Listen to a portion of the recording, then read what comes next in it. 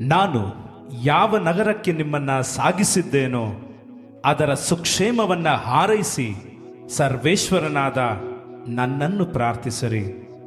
ಅದರ ಕ್ಷೇಮವೇ ನಿಮ್ಮ ಕ್ಷೇಮ. ಲೋಗೋಸ್ ಕರ್ನಾಟಕ ರಾಜ್ಯಕ್ಕಾಗಿ ಪ್ರಾರ್ಥನೆ.